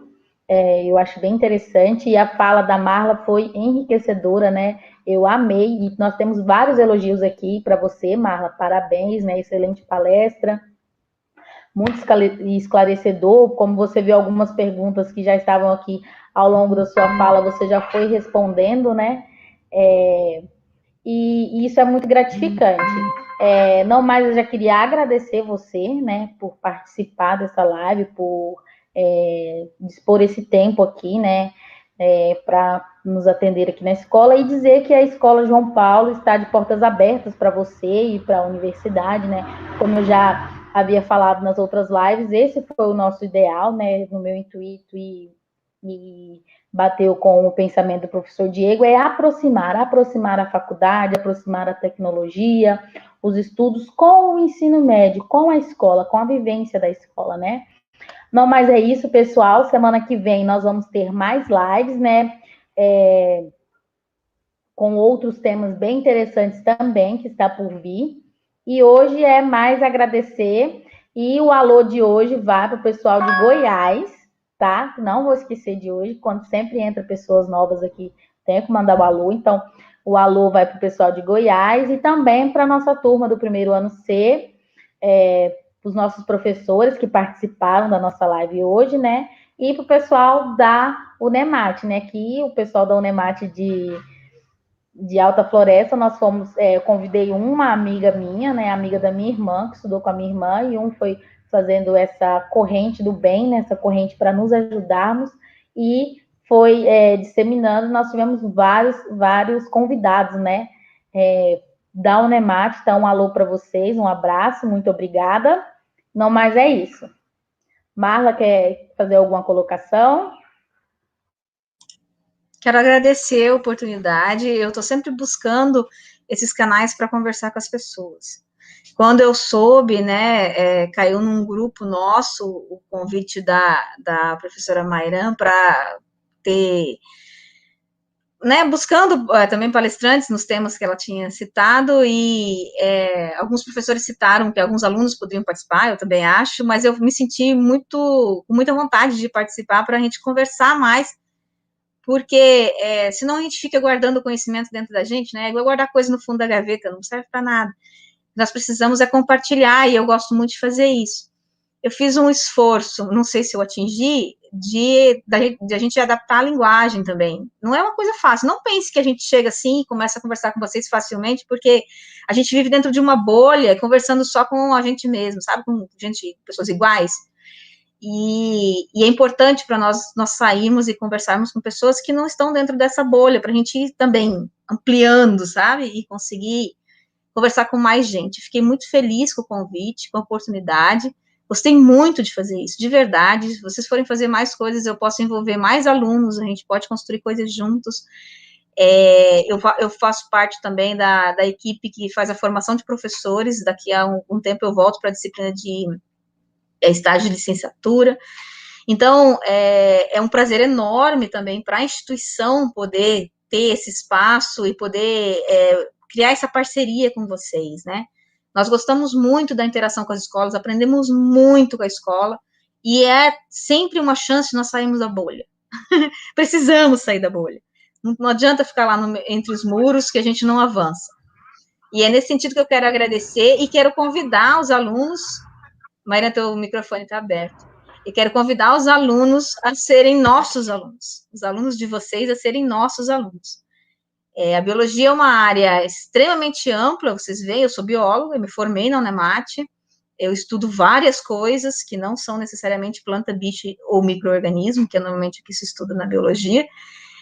Vocês podem ingressar no curso de biologia e escolher, não só entre planta e bicho, mas entre planta, bicho, micro-organismo, gente, e assim por diante. Tem muita coisa que você pode estudar dentro da biologia.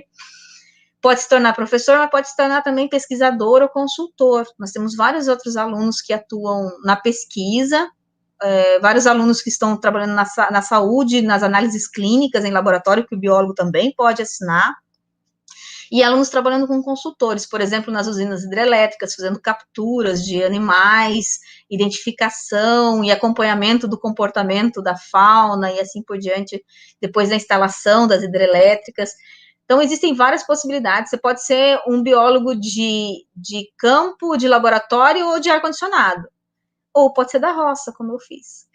Obrigada pela oportunidade, eu gostei muito. Obrigada mesmo, de coração. Muito obrigado, então, Marla, mais uma vez. Nós que Obrigado. agradecemos. E, pessoal, vamos encerrar aqui por hoje, né? Como a professora Mayrane já disse, nós vamos ter live na semana que vem. Não se esqueçam, né, de se inscrever aqui no nosso canal para estar acompanhando as próximas palestras. E era isso que nós tínhamos para hoje, pessoal. Até mais, nos vemos na semana que vem. E, Marla, mais uma vez, obrigado. Tchau. Tá, o ano que vem estamos aí.